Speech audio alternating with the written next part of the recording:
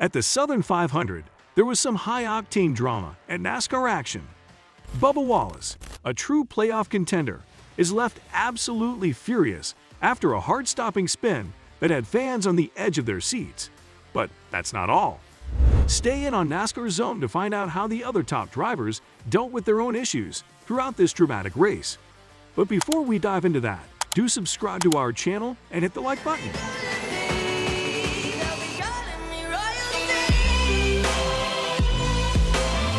The opening stage of Sunday night's NASCAR Cup Series Cookout Southern 500 at Darlington Raceway saw a slew of playoff contenders encountering challenges both on pit road and the racetrack.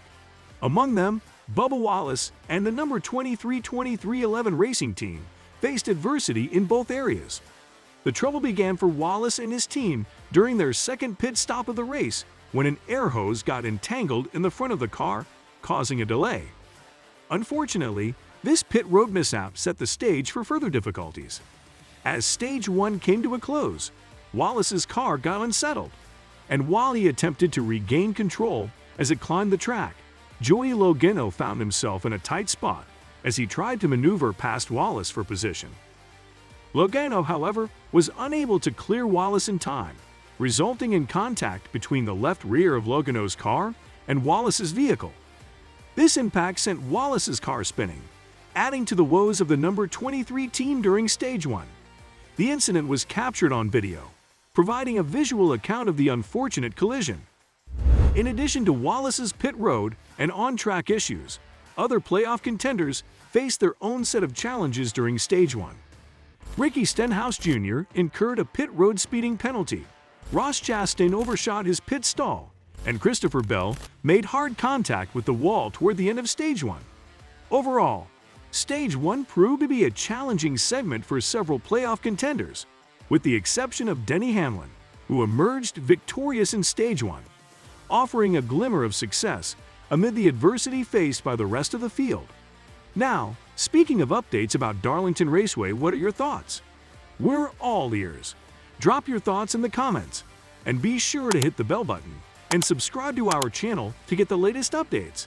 Talking about the race, Kyle Larson had long anticipated this moment. Despite his impressive collection of racing accolades, there was one sparkling jewel missing from his cabinet, and that was a victory at the prestigious Southern 500. Kyle Larson raced away from Tyler Reddick at the Darlington Raceway to open the NASCAR playoffs with his first victory. Larson's win is his third of the 2023 season and his 22nd in the Cup Series. He moves on to the round of 12 in the playoffs. After a series of race-changing events on pit road in the last 100 laps, Larson was in the lead in the last 50 laps. He had to keep up with Reddick before pulling away in the last laps. Larson won the Southern 500, which is one of NASCAR's most important races. In 2021, when he won the title, he also won the Coca-Cola 600 at Charlotte. Larson earned 3 overall runner-up finishes at Darlington, including 2 in the Southern 500, one of which was a heartbreaker in 2018 when he dominated the race only to lose late to Brad Keselowski. Larson told NBC Sports that his win at the Southern 500 is one of the top 5 of his career. You have some big wins in your career, a championship obviously, but you've been trying a long time to win here at Darlington. Where does a Southern 500 win rank for you? It's definitely in the top 5. This has been one of my favorite tracks my whole career, and been really fast here my whole career, just usually getting the wall. And finally we have the next-gen car that's tough enough to allow me to hit the wall. So he was able to make some mistakes and get a win. So adding this trophy to the collection is going to be amazing, and just such a prestigious race. This is, one of 3 or 4 crown jewels, and I feel like, besides the 500, maybe the only one I haven't won yet. We get to, hopefully go back to the Brickyard next year on the Oval, and would love to win that one too. But just proud of this bunch again. Pit crew came in clutch there at the end to get us out in the lead. Had some things work out, staying out when that car was spinning out too. So just kind of fell in our lap there, and we were able to take advantage of it. Larson's first win since Martinsville in April puts him in the same group as the drivers who have won the most races so far this season. Larson is one of 5 drivers who have won 3 or more races this year.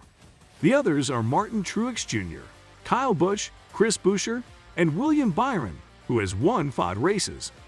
Even before the last 100 laps, pit road had a big effect on how the playoff hopefuls did in the Southern 500. For example, Ricky Stenhouse Jr. got a penalty for speeding on the pit road early on, and Martin Truex Jr. lost a lot of ground because of a loose wheel. But once the final parts of Sunday night's 500-mile race started, pit road had a bigger effect on who was still in the running for the win. Denny Hamlin's car seemed to be far and away the best of the field. He won the first two stages and looked pretty safe in front, but after a green flag pit stop, Hamlin felt what he thought was a loose wheel and had to go back to pit road. This took him out of the race.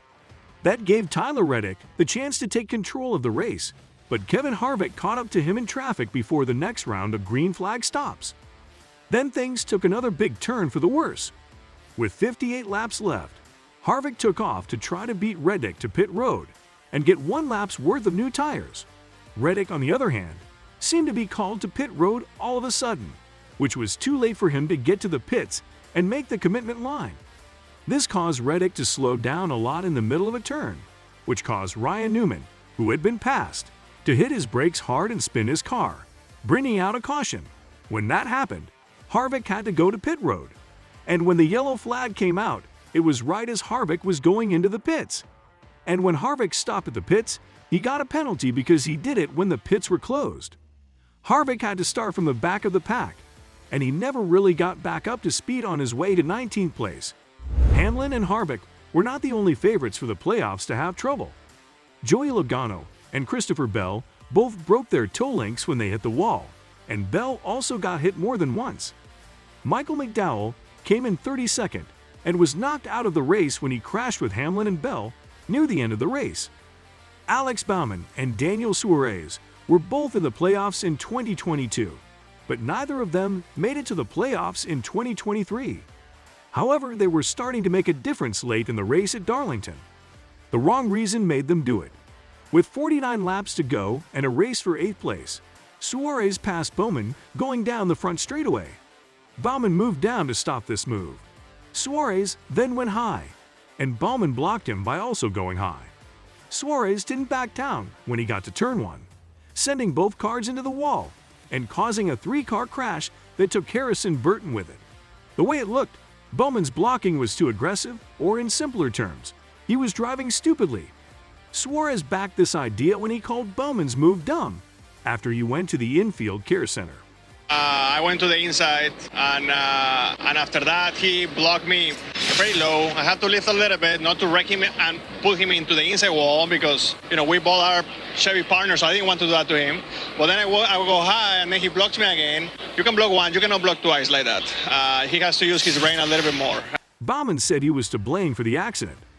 Every time I race the 99, he does something dumb. So whether it's his crew chief flipping me off on the way to the airport or just anytime I'm around him, he blocks me really aggressively. So that's just part of it sometimes. And obviously the block didn't work out. And looking back, I shouldn't have done it. But Suarez's crew boss, Travis Mack, took offense on Twitter to the idea that he had ever given Bowman the finger. This made the fight even more heated. Mack made sure his point of view was heard and also took a shot at Bowman by bringing up the concussion he got in a crash at Texas last year. Kyle Larson is the first driver to move on to the next round.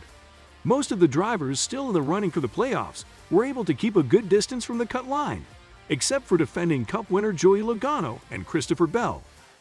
With a 7th-place finish, Bubba Wallace moved to within 1 point of the cut line, and Kevin Harvick made up for what a mid-pack finish could have cost him by getting a lot of stage points in Stage 1. Ricky Stenhouse Jr. is now only 4 points away from making the cut. He came back to finish 16th, and finishing 10th in Stage 2 gave him 1 point. Michael McDowell is the only driver in a big points hole, and he won't be able to get out of it easily, even though he got playoff points for winning at Indianapolis last month. That's all for today. Hope you enjoyed it. And don't forget to subscribe to our channel to see more of our videos on NASCAR updates. Look forward to seeing you in the next video.